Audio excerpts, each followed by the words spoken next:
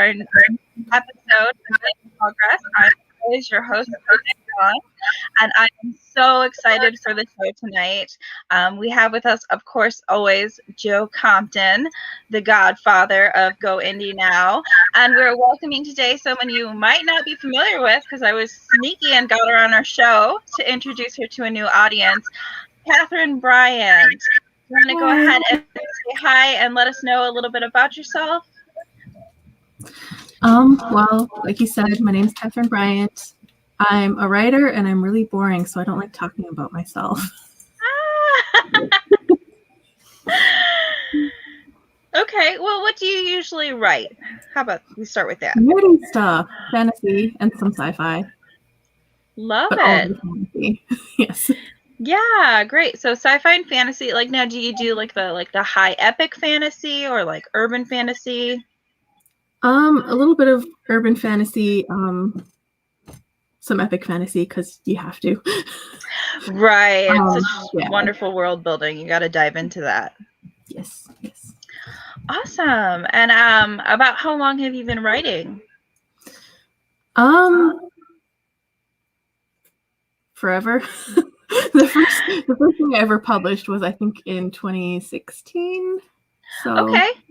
But it's been like a lifelong passion for you. Pretty much. Awesome. Yeah. And Joe, do you want to introduce yourself? Sure. Hello, everybody. I'm Joe Compton. You're at Go Indie Now. If you don't know where you are, that's where you are. Don't leave. Stay here. In fact, smash the like button while you're here.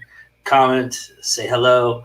Let us know you're here. And I'm an author, filmmaker, host, co-host, all those wonderful things that I am. And I'm here. All right, and I'm Julia, as always. I write as J.K. Allen, and I write primarily young adult urban fantasy, but I am coming out with horror short story compilation with my sister this Halloween, so look forward to that.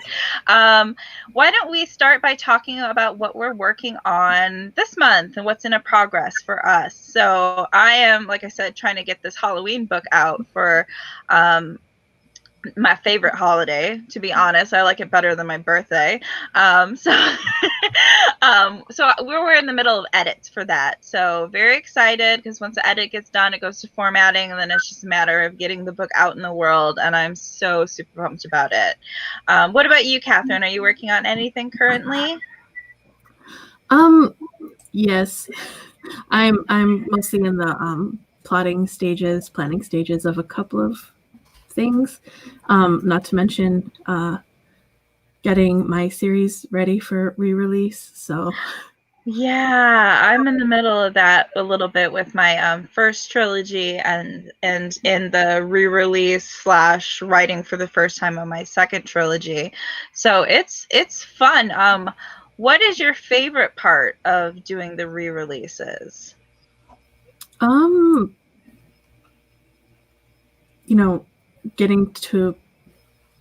improved a lot since the first book I published, and I'm just really looking forward to making what I wrote and what I love better. Yeah, just like the skills you've acquired. And yes, I've been told, no, your book is great, I love it, and I'm like, I thought it was great once upon a time, and now I look back on it and I'm like, I would have phrased that so much better.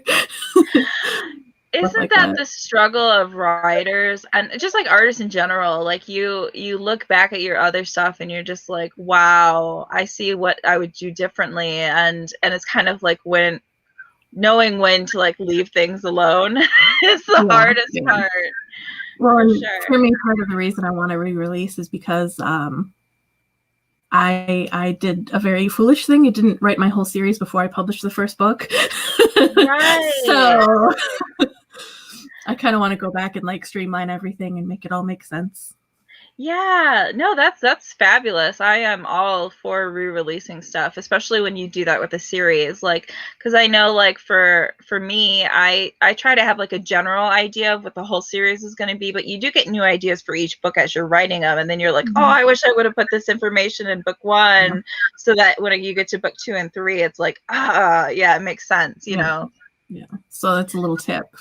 write your whole series. Yeah, that's a great tip. Yeah, for sure. How about you, Joe? What are you working on this month? Funny.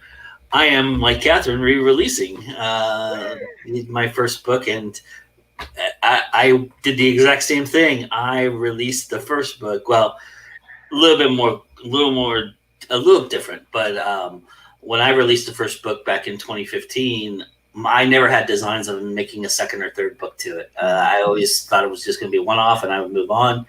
And then, lo and behold, people gravitated toward it. So then I started thinking about a sequel, and I struggled to write a sequel. It took me 5 years to write the sequel. And I'm currently working on the third book. Actually, I'm just starting the third book, and I just finished. So for the re-release, what we're doing, I got a contract with Three Furious Press to re-release the first book, and what we're going to end up doing is I wrote 2 additional chapters that weren't in the original release, like kind of like an anniversary edition or a Snyder cut of my book, and we're putting those in there. So I just finished those, and those are in editing phase, hopefully soon, and that'll get released at the end of the year. And then my third book will come out about 4 or 5 months later. So there you go. Busy bee then, working on both things. I'm super excited for that re-release though, because new material. I mean, isn't it a reader's dream of that stuff? Like unreleased new material. Like, so that's awesome. I always love it when films do it too. So it was always like the kind of a cool thing. Yeah, and I said if I ever re-released it, that's what I would do. And part of the reason why is because, like I said, I didn't have designs on writing a second or third book. So when I've now published a second book. So I kind of wanted to tie them together a little bit better. And so the chapters I wrote will actually do a little bit more of that. So wonderful. I'm super excited because I worked closely on the second book. So I love the second book, but I got to go back and get that first book and get the background story that I have been missing. So super pumped for that to come out. But we do have Katherine on today to talk about something I'm very excited to get into, and that's neurodiversity and writing as a neurodivergent. So for those who might not be super familiar with the term, do you want to give a brief overview of what neurodivergence means in the way we're using it, Katherine? So neurodiversity refers to someone who has typically a mental illness or autism or ADHD. So basically someone who's not normal in that sense, which who'd want to be. But so that's the quickest explanation. Right. So we're talking about a brain that's a little different versus the neurotypical brain, which presents a lot of its own struggles in normal life, but also in writing, because I do feel that there's this kind of difference, being recently diagnosed with ADHD. I have been realizing how much of a struggle things have been that I just took for granted as this is just the normal, my organizational skills being what they were. I was just everyone has to deal with this kind of stuff. So I was really, really excited to talk about kind of the different things that we go through, and kind of maybe some different ways we combat those things. So for yourself, what are some of the big challenges that stand out for you as far as when it comes to writing or plotting? Because you said you're in the middle of plotting your next book. Yeah. Well, when I say plotting, I use that word very loosely. Yeah, sure. It's I don't do the thing where I have a neat, tidy outline all wrapped up. It's more piles of notebooks with all kinds of backstories and notes, and it's more like pre-writing type of stuff. Okay. My brain is chaos, so that's how I plot. It's chaos. Yeah, and that's kind of what I'm talking about is like when I talk about plotting, people always think of like these like really nice Roman numeral outlines, and I'm like, no, I've got like pages that are just like this happens and then this happens and then side note what I want to do with the chapter, and then I move on to the next chapter, and it's kind of like non-linear thinking. So it sounds like you do kind of a similar thing where you just write down snippets of ideas here and there. So like you say, sometimes just like a paragraph of actual prose, just stuffed in a notebook somewhere. yeah. So you like to use notebooks. You like to do the handwriting. Yes. Oh yeah, Like I organize my thoughts better that way. Right, because you have the time to process from the brain to your hand. Yeah, because I know sometimes like I'll be writing really fast and then it's just like missing words and I'm like, oh no, I skipped a brain thought there. I don't ever draft on a notebook because my handwriting is so terrible that it's even hard for me to read it sometimes. But I do all of my like backstory drafting or my backstory and outlining and stuff is all handwritten.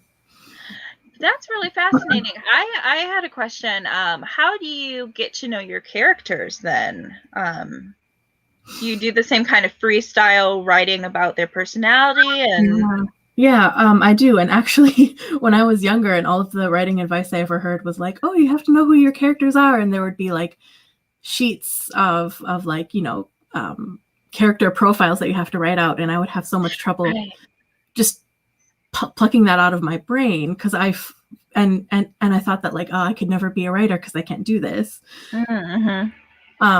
Because my when I write characters, it's similar to plotting where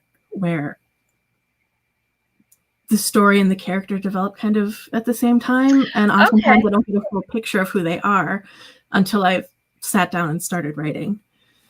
Gotcha. Yeah. So you do a little bit of discovering as you go and a lot of that. Figuring out who the characters through their actions to the plot. And so, yeah, that makes a lot of sense. I know for me, I do kind of struggle when it's like when you have like that questionnaire to fill out, and I do recommend questionnaires for some people because like it really does help you to sit and think, and you're like, okay, but like some of the questions are like their favorite nail polish color, and I'm like, we really need to know this like to write this story. So those questionnaires can kind of throw you off, especially if you're not good at sitting there and like filling out a form, which not all of us have the attention span for, the focus for, let's be honest. I have a question. Yeah.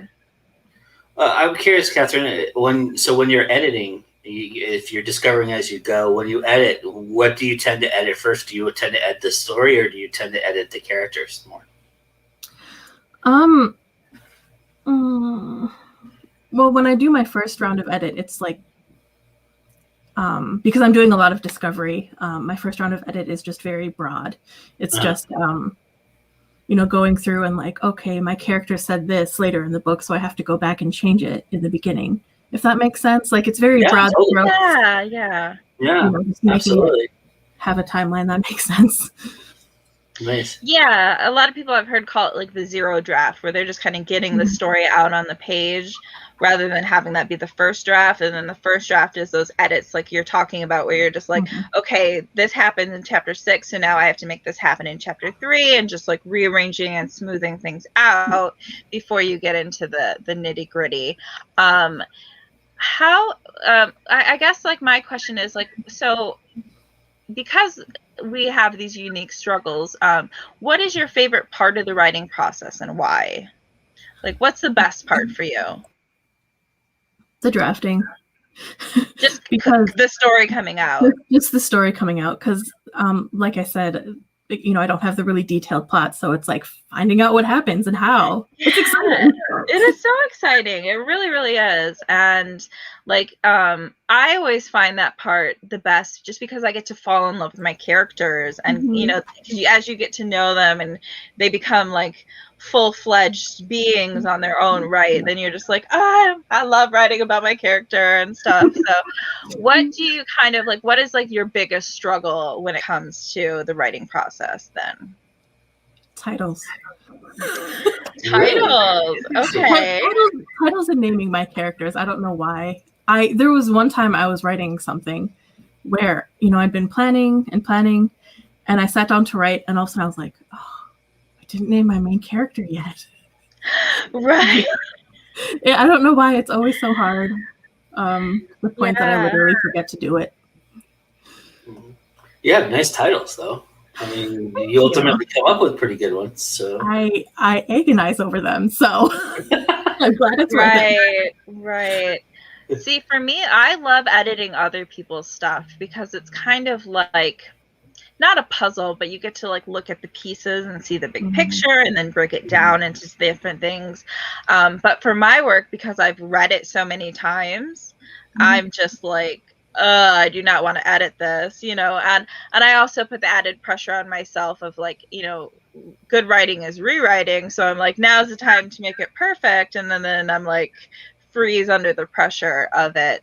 But yeah, titles can be really tricky. Blurbs can be really tricky too, when you're like, let me condense this entire novel down into 250 words that sound super exciting and interesting. And yeah, no, it really isn't. It's not. What helps me with editing though, because I know that can be a struggle for a lot of people, especially like if you do not do super organized lineal thinking. But like I always look at it like conceptually, like I said, looking at it as kind of a puzzle, or if you like math and stuff, looking at it as kind of like math equations and formulas, and this makes this better and this does this, and altogether it would make this, altogether better. Is there any like certain way that helps you like look at your writing to like analyze it better?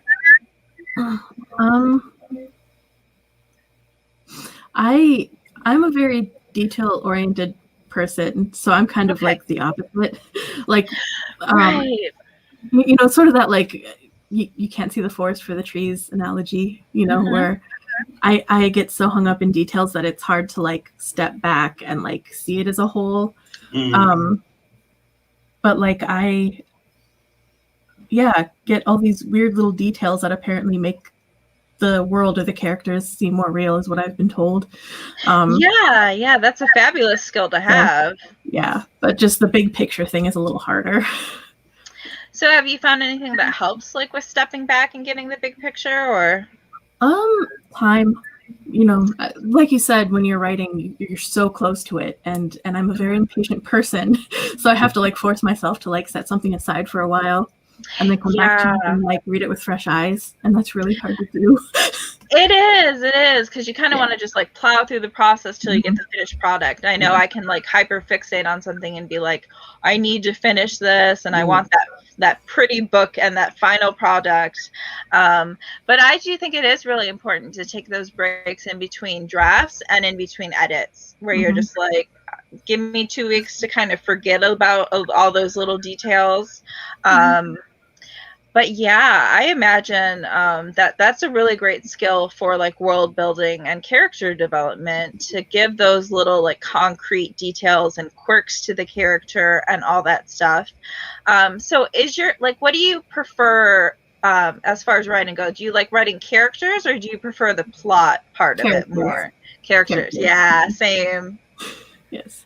I love making my little people. Oh, they're so great. Right. Well, I'm super interested in people in general. I am not super sociable, but I like to observe people and kind of be like, oh, what makes this person tick, and how is this person different from this person? So characters are really like what brings the story to life for me. Obviously a fantastic plot helps, but yeah, I do fall in love with the characters for sure. Yeah. I have some pretty major deficiencies when it comes to like being able to socialize with people. Ever since I was young, I always was like just the odd one and the weird one, and I couldn't make any friends. And so that led me to an interest in like psychology and like studying body language. And I even like went Jane Goodall on my classmates and would like just observe them. Right. Like I would listen to how they talk to each other and watch how they interact, and like, so the way I learned to interact with people was a very like logical Right. way. And I feel like that kind of went over into my writing.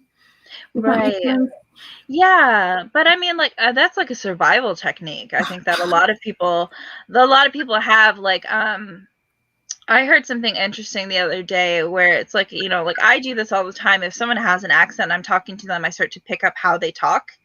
And that kind of mimicking is like kind of a neurodivergent thing where where you're trying to fit into the social situation. So your brain like automatically starts mimicking other people so that you can like kind of slide in and be like less conspicuous of like I belong here, I swear, you know. So I try not to do that because I'm always afraid they'll think I'm like making fun of them. Right. But I do have that tendency. Yeah. I'm always like, I swear I'm not making fun of you. Yeah. But I do tend to pick up accents.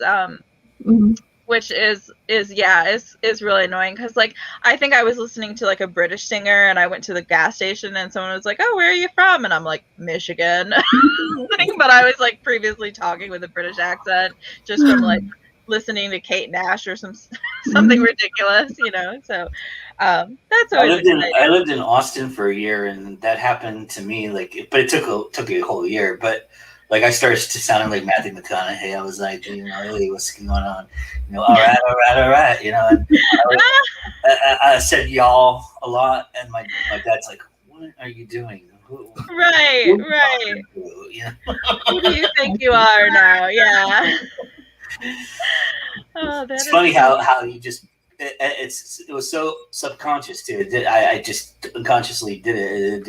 It wasn't like something I was trying to do or anything. It just happened. Yeah. I mean, I think it's really fascinating. Like languages in general just fascinate me. How they operate and how they break down and so I just like automatically I find myself like thinking in those ways of like noticing how other people speak and how it's different, and then I start incorporating it and I'm like, no, don't be that weird like person that just like, you know, starts mimicking everyone and they're looking at you like, why? And but yeah, it's great for character development though when you do add in like body language and stuff like you were saying that you observed in other people. I have a tendency to write dialogue really just like a wall of dialogue, and so what I try to do in edits is to add in those little details like the body language and what else the characters are doing while they're talking to really like enrich that, because otherwise it's just like he said this and then she responded and then, you know. So I'm curious, do you notice like people's tics and things like that more often than not? Do you find that people, when you're looking at people and observing people, that you kind of pick up their little habits or their little tics, like maybe they do this a lot or they do this, like I do this a lot, I know I do this a lot. So, but I mean, you know, things like that, is that something you notice? And that's got to be pretty helpful if you do with developing a character, I would assume. Yeah. I kind of have two modes where like I'm really shy and introverted, so I kind of try to like not focus on people too much because it can make me nervous. Yeah. But like if I am focusing on them and I am like watching them, then yeah, I pick up on that stuff I think pretty easily because of how I've been you know, observing and watching people. Do you incorporate a lot of that into your writing then when you do that? Do you find that, you know, humans act a certain way, so that maybe if your character is kind of like that person, you would probably put that in there? Yeah, a little bit. I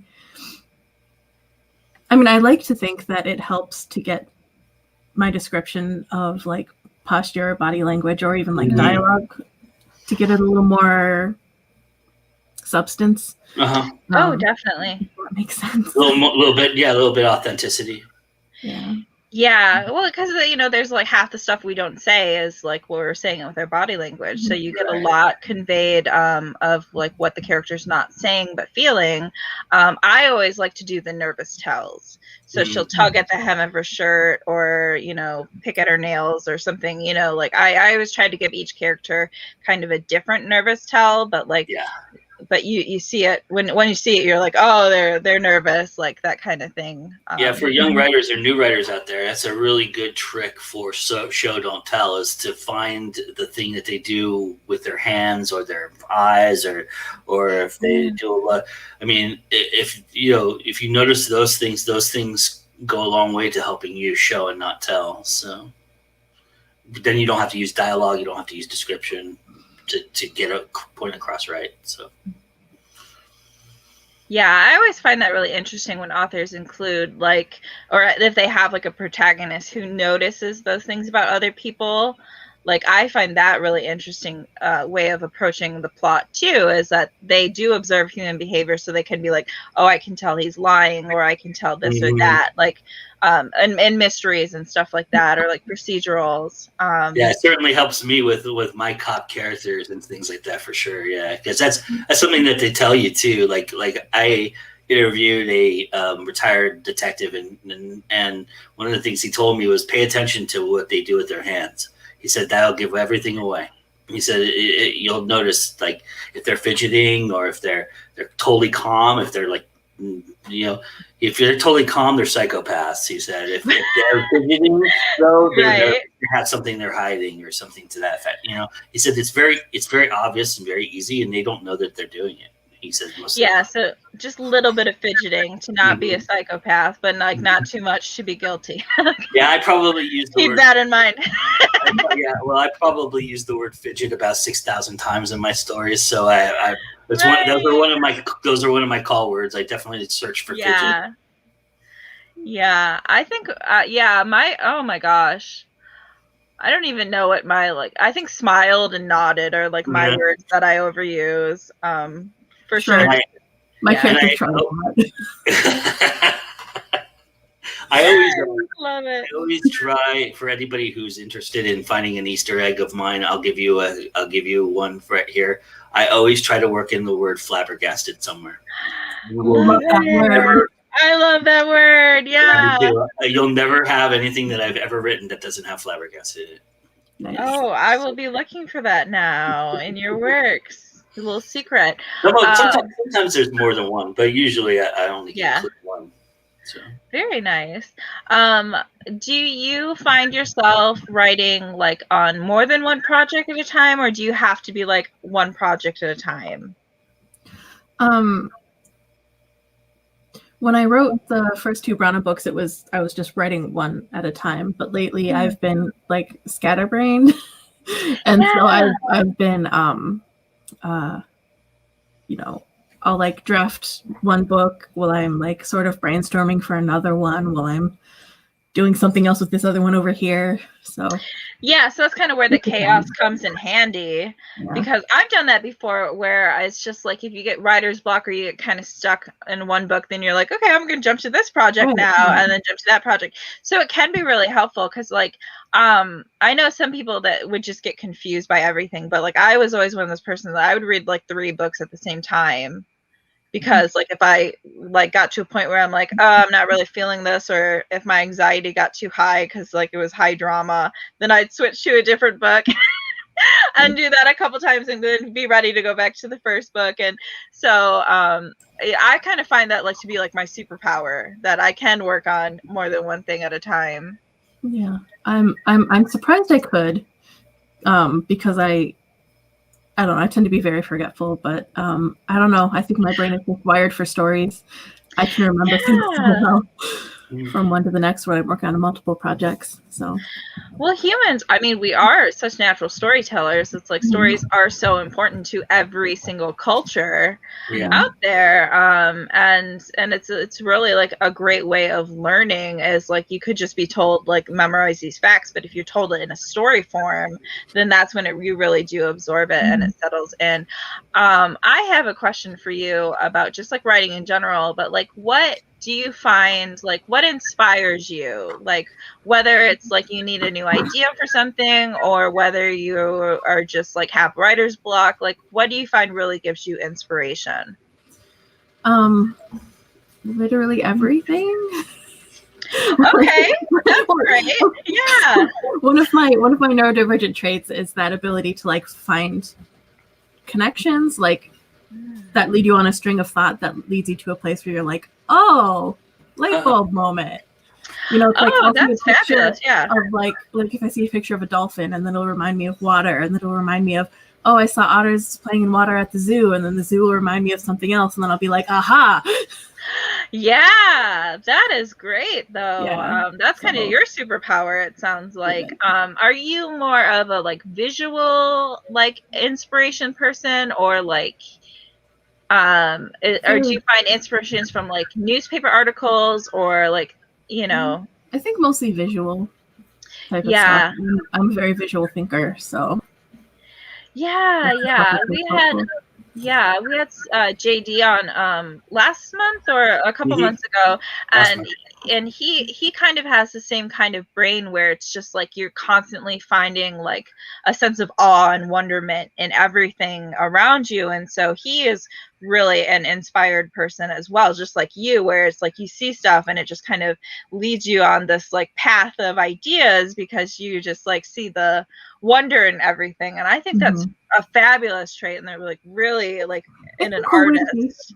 Yeah, because like so many people will just see like the mundane, but you know, I try to be like that, but I'm not always like super inspired. But like I love writing urban fantasy because there's that sense of the magic that's behind the mundane world. So I love delving into like that kind of concept, because I wish I was more like oh, look at that beautiful flower and like come up with a million ideas kind of writer. So, but I do get ideas like if I hear other people's conversations, that can be a really great way to get ideas, because you're just like, what is the backstory to this conversation? And, you know, you can kind of like get your mind flowing. Yeah, and that my brother and I used to play a game where we would try to guess, like we would create the backstory for the conversation. Like we would be listening, and then he and I would just go back and forth about, you know, it would be totally outlandish and weird, but it was a good exercise for your mind in terms of creating it. Right. If it's not outlandish and weird. Exactly. We got to make life interesting. Yeah, for sure. So I know we were talking about re-releases earlier, but what is kind of like, so it is exciting. It's a super exciting process. Like I got to design new covers, I got to do this and that. But like, what has been the hardest part of the process for you? Well, like I mentioned before, having that issue of like stepping back and looking at it as a whole has been kind of hard, because I was so focused on them just being like individual kind of books. Right. Just looking at it that way and trying to make not only each book good on its own, but have them like fit. Right. Yeah, that can be a struggle. I like to do series compendiums where I have like, it helps to have like a timeline of like, this happens in book 1, this happened in book 2, this happens in book 3. These are the characters in each book, and I do it in a binder so I can move stuff around. Yeah. Because what I used to always do notebooks, and then I'd be like, what page is it on? And you're like searching for 20 minutes for that one passage you like remember you wrote, but you don't know where it is, and you can't remember the exact words. So binders are really handy for things like that. Just because it's like, once the story's already written, it's really easy to be like, well, this is what happens in book 1. And then you can kind of do that for each book and look back and see like, oh, okay, these are kind of how I would like to connect them now. So that's like advice that, you know, I could offer for that. I am just having kind of a little bit of like executive dysfunction just getting started, because it just seems like such a daunting thing. Like I'm super excited to do it, but then when it comes to like actually doing the rewrites, and I'm considering whether I want to like write different parts just completely from scratch, and see like if a better version comes out. And it just seems like, oh my gosh, it's such a thing to do. Do you have that problem too, or? Yeah, I specifically with getting started with the story, my trick to that is to start with whatever scene I'm most excited about. Oh, that's a good one. When, Yeah. when I wrote my first book, Brana's Song, I spent months and months trying to write the first scene and trying to get it started, and I just couldn't. And I was like, well, there's this one scene I'm really excited, this really like epic battle. I'll just write that first. And then after that, like the floodgates opened and I went back and wrote it from start to finish, and it was really easy after that. So yeah, so start with like what you're inspired with first. Yeah, I think it's just kind of daunting because I'm like, I already wrote it, and so there's a sense of completion in my brain that I'm like struggling to get past. Yeah, but we're gonna make it better, so we're gonna rewrite some stuff, and then it's just like I said, it just like builds up into this big thing. I have a great question for you though, because fight scenes are not easy to write, and you are very good at the fight scenes. I read your second book, and you're very good at them. What are your tips for writing fight scenes and battle scenes? I took some HEMA classes once upon a time, historical European martial arts.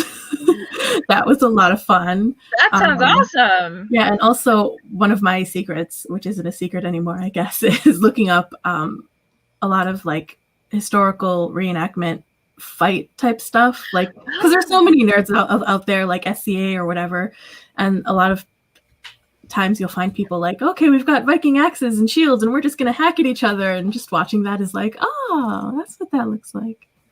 So having that visual cue makes it a lot easier to like make up stuff and describe it and all. Right. That's a good tip, to look at reenactments and stuff rather than like looking to Hollywood, because that's one thing that I noticed, and I'm just like, okay, that's a grievous injury. You would not be able to like keep swinging. You know, like you see certain things in movies and you're like, no, this is a little bit of disbelief coming through right now. Yeah, you would have lost too much blood. Yeah, like, sir, there's a very important artery right there, or tendon or something, you know. So, well, and that's another thing that taking HEMA had taught me. It's like real life fights are like so boring. Yeah. People spar, like it's nothing like Hollywood. They're over very quickly. You know, it's yeah. You know, well, because if they aren't, you get tired with the sword, and yeah. Right. And they tend to be floppy too. They don't tend to be as pretty as the Hollywood makes them out. For sure. Yeah. I mean, you gotta embellish a little bit because that makes a good story, but yeah, sure. Yeah, and there's a sense of like you have to have a good grasp of your pacing and the action. You don't want to describe it like step by step like a chess match, but you also like, you don't want to be too wordy in describing it either, because you want to keep the scene moving. But then it really does depend on your book style too, because then there's that great scene from The Princess Bride where they're having like full on dialogue while they're fighting, and it's just this lovely back and forth, even though typically for a fight scene you wouldn't want to have all that talking in the middle of the fight. It works perfectly for that story. So yeah, definitely watching visuals of different types of fighting styles I think is like a really, really great tip for that. I'll have to keep that in mind, because like I had like kind of more of a fight scenes I've done, but like when I do the battle scenes, and it's more like, okay, now I'm working with like big forces and like groups of people fighting, and like how do I describe that? So for my re-releases, I'll definitely be watching like Lord of the Rings, the Battle of Helm's Deep or something. One of my favorite scenes in any movie ever. Right? It's so good. It's so good. So we talked a little bit about your writing style, that you do a little bit of plotting, even though it's not like, you know, the stereotypical academic type of plotting. Do you want to tell us a little bit more about your writing process and that, like, what that plotting looks like? You know, the interesting thing is it varies a bit from book to book.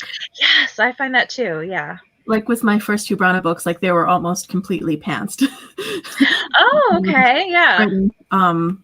But there are other books where I do a lot more planning and like have bullet point lists of things that I know are going to happen.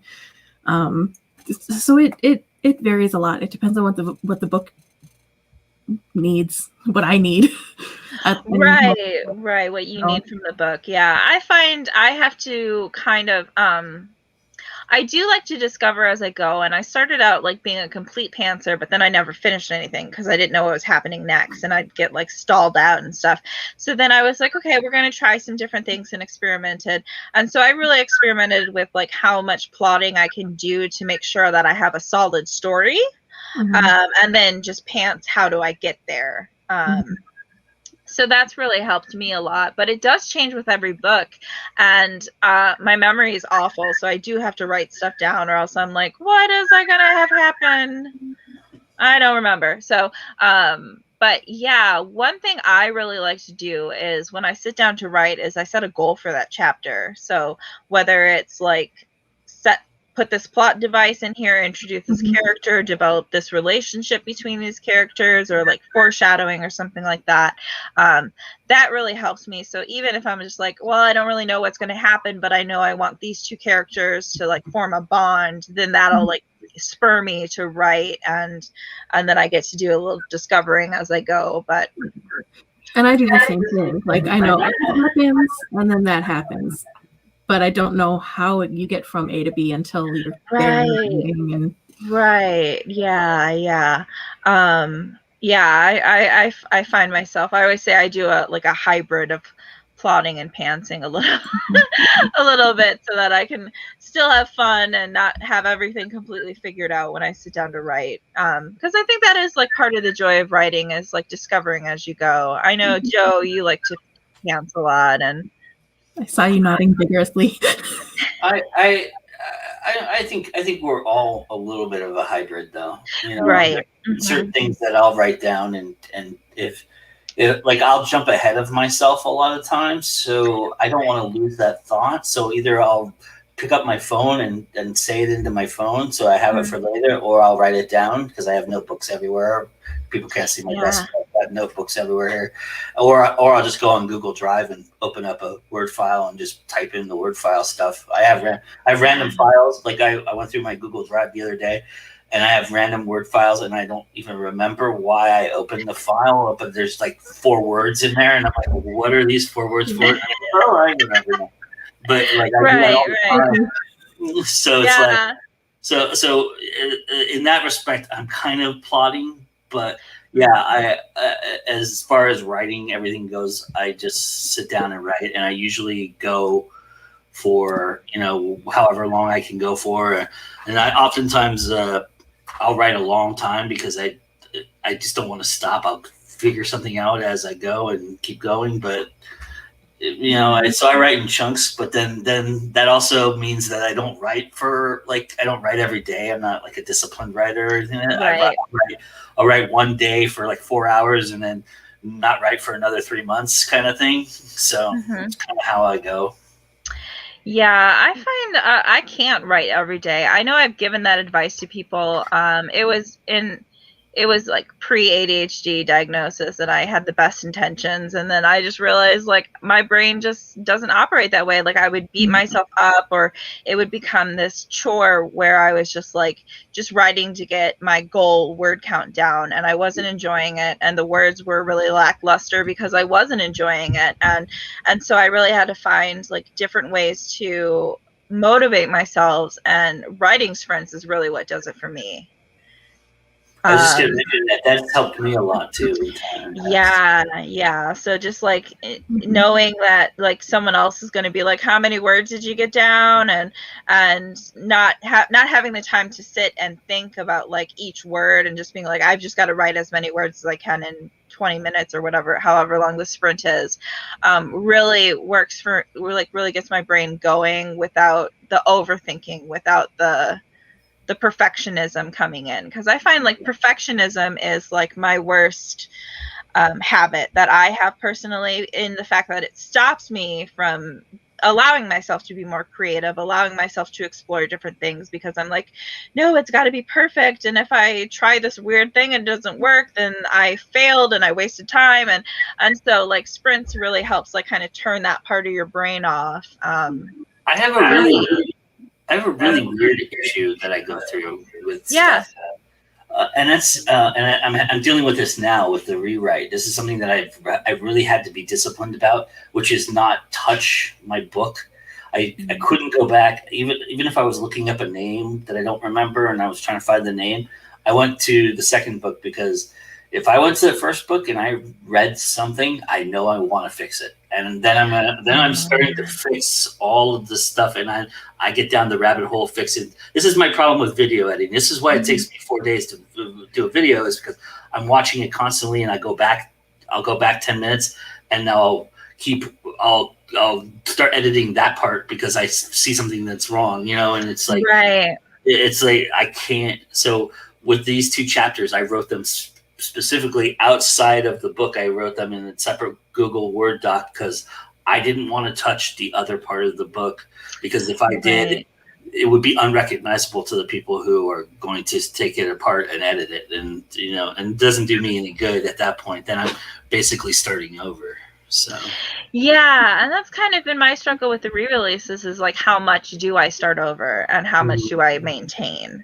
And that's why I've been struggling to get started with the whole process, because I'm kind of of two minds about it, of like, yes, I want it to be better, but also I want to preserve what I love about the original. See, and I'm not very good at grammar. I'm not very good at sentence structure, as you can attest, Julia, having edited my second book. So with those things, I'm okay with somebody else doing those things. So if I just leave it alone and let them do that, if things change because of that, or they start asking me what this doesn't make sense or whatever, then that's okay to me. That I'm okay to touch it at that point. But if I was looking at sentence structure or grammar or something like that, I'm gonna end up rewriting the whole chapter. I already know it. So I've been specifically staying away from it. I haven't read my book in probably 2 years. So, I think, like you were saying before, it's good to step away, but I mean, to a point, but obviously for this purpose, it's good to be disassociated with it, because it'll be fresh, really fresh to me at that point, because then I'll have a whole new audience asking me a whole new set of questions too. So yeah, I don't know. What my struggle? So. Yeah. What about you, Katherine? Like, are you looking to like preserve most of your book in the re-releases, or? Yeah. Most of my, like, substance-wise, I don't plan on changing much, except for like whatever later books might contradict, because like I said, didn't write them all first. Right. But mostly it's like cleaning up the prose itself. Yeah, just polishing those sentences and all that. Yeah. I think I'm gonna aim for that goal as well, of like making sure everything that I want to use for foreshadowing, or like, all of that stuff is in the previous books, but I don't want to do a whole ton of starting over completely from scratch, unless I'm really like, this chapter would be so much better with just a new chapter. But like, yeah, like my first book, I'm absolutely in love with, and I do really love the writing style in it. So I'm like, that's probably what I'm going to start with that book, and just be like, okay, like we're just going to improve it as much as we can. But do you have any? Oh, hi, Jacob. As far as like the author business part, like what struggles do you have with the business of authoring, like the marketing and the nitty gritty of getting your book out, as opposed to the fun writing it? I mean, you mentioned it, the marketing. Yeah. It's so hard. And I really want to like I know I need to like put myself out there more, and like that it would be helpful to like do podcasts and shows like this, but people scare me. It can be a struggle, especially like if you deal with things like anxiety and like, social situations being tough in general for people, then it can be just really daunting. And I mean, I'm so grateful that you did the show with us, because I know it's not easy for everyone. But we really loved having you on, and really appreciate you being on. So we're so grateful you did it. But I don't know, what have you done to kind of like help combat your struggles? This. Yeah.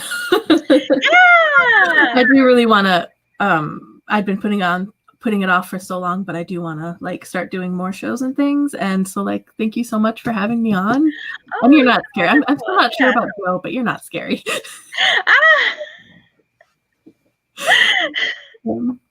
Yeah. Well, I get it, because like I personally struggle with like a panic disorder as well. So I know like the first time I did a show, I was like a deer in headlights, and Joe had to like prompt me to get me to actually say anything. But I was like so grateful for the opportunity, because it does give you like time to like talk about your books and your writing process. And I think we can learn so much just from listening to like what other authors are going through, and like different ways to look at writing. And the best part about you being on the show is that even though you were maybe a little nervous about doing it, you did it anyways, and we were so happy to have you on, and we're so grateful. Yeah, we survived it. Yeah. So that's super exciting. I do want to give you, before we get off, I do want to give you a chance to talk a little bit about your book. So I know that I've read the second book in the Branna's series. So tell us a little bit about that book, maybe what inspired you, what it's about, and where we can find it. So the Coldwood Saga series is kind of more low fantasy style, like there's not like tons of magic and dragons. It's a more like character-driven story. And it's my favorite description that a reader has said of it is it's Mulan saves Rapunzel. Nice. Because the first book at least is basically the main character has to go and rescue her brother who's been captured, and goes all Mulan style. So yeah, which we love, a strong female protagonist, and she's definitely a very badass like character. I loved that character when I read that book. Yeah. So it's kind of like it's got swords, it's got those kind of political leanings of a high fantasy, but without the extra elves and all of that stuff. Is that correct? Yeah, that's a good way of saying it.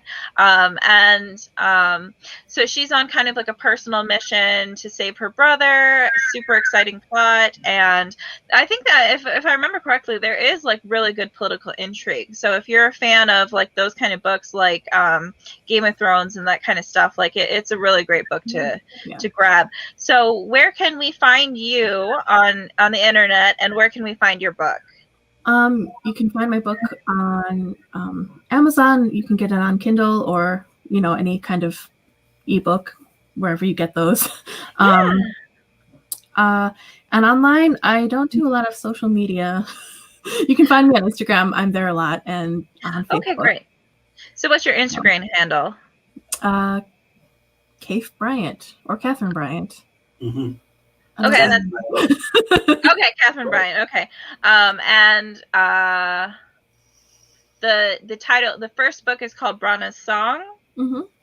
Okay, and the second one is, what did I name the second one? I told you I'm bad at titles. Isn't it Branna's Revenge or something like that? The Fires of Lothian. Yeah. Set on fire. Oh, yeah. No, that's a great title though, The Fires of Lothian. That is a good one. Yeah, I think so too. It's cool. Yeah. Cool cover too. Thanks. All right, so check Katherine out on Instagram. And do you have anything like that you want to announce, like anything upcoming that you want to talk about or promote? Not quite yet. I think my stuff so far is in too early of stages to do that. Sure, but what genre is the next book going to be in? I'm just curious. Fantasy. Yeah. Awesome. Is it going to be different than the Branna series then? Yes, definitely more magic and stuff. With like a little bit of a horror element, I think. Hopefully. Oh my gosh. You'll have to let me know when this is coming out, because it sounds right up my alley. I will hit you over the head with that. Yes, you do that, please. I will go ahead and say where you can find me online if you're interested. So my social media handles are HygienSpreader. So you can also find me at hygienspreader.com. And on TikTok, I am Ginny and Tonic, spelled Jinny and Tonic. And yeah, keep a lookout for my Halloween release with my sister that's coming out. Super exciting. Joe, do you have anything you want to announce? Sure, yeah. So you're at Go Indie Now. Everywhere we're at Go Indie Now, just go Indie Now. But as far as what we're doing later this evening, probably a little bit later, I'm still working on it, but we have our Origins series is returning tonight, and I have a great first guest for the mid-season return. Her name is Virginia Cruz. You might have seen her on Spelling Inc. the last couple weeks, but she is a psychologist, a clinical psychologist who is also an Army National Guard reservist, and she wrote a book called the PTSD, The Soldier's Guide to It, and it's really amazing, and this conversation is really incredible, and I can't wait for you all to see it, and hopefully I'll get that done here in the next couple hours and get it out there. I know I said that yesterday, but I've been working on it ever since I said that.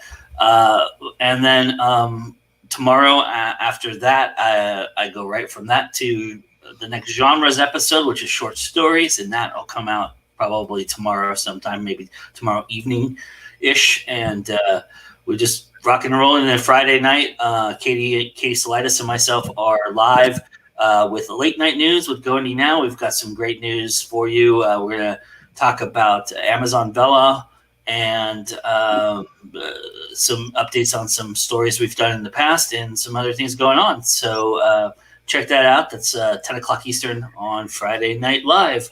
Myself and Katie Salidas. And that's all I got.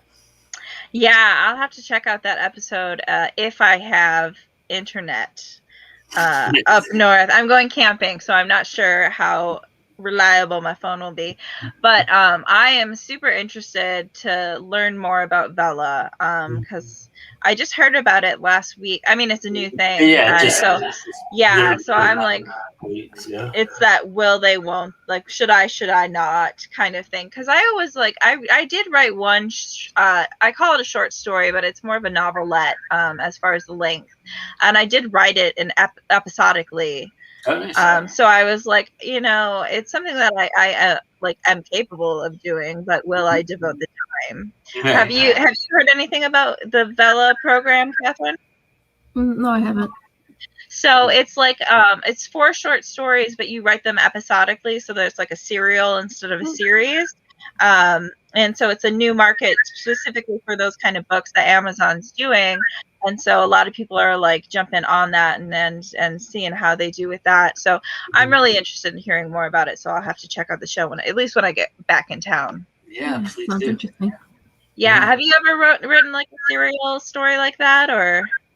I'm really bad at writing short stories, so. Why do you think that is? I don't know. I tend to be either like really terse or like have too much. So it's either like like the microfiction or like nothing shorter than like a novella. So I get that, because like I read a lot of things that it's like 2,000 words, and I'm like, I could make this longer, but everything seems to be 2,000 words, or it's like 17,000. Yeah, pretty much. There's no chill in between. Yeah, I got it. Yeah, but I do like writing short stories just because it teaches me to finish things. Mm-hmm. So I find that really valuable for my mind to just remember like I can finish something. When I first started pursuing writing more seriously, that's what I did. I did write short stories for the sake of like training myself to finish something. So. Yeah, we need that. But... we need that rush of like good feelings just from like I finished the project. So yeah, that's definitely important. Yeah, but ever since then I haven't written any because I'm not very good at it. Right. Yeah. Do you write any other genres or like poetry or anything like that? write sci-fi. I'm working on a sci-fi is one of the ones I'm tinkering with. Yeah. So is it like sci-fi, or is it more of like is it easy to understand scientific facts, or is it the more complicated? Yeah, no, not the more complicated stuff. I'm not Okay. smart enough for that. Yeah, I don't think I'd ever be able to write like hard sci-fi, just because I'd be like, I don't know enough science. I do very character driven, so it's not as focused on the science stuff. It's more okay. I do love character driven sci-fi though. Like reading like Ray Bradbury and stuff in middle school, I was like, the queen is dreaming of him, like found that fascinating and stuff. So yeah, but that's all the time we have for tonight. Thank you again so much for being on the show with us, Katherine. You were really great to have as a guest, and join us for the next episode. We're so excited to see you again, and as always, it's always time to go indie now. Thank you.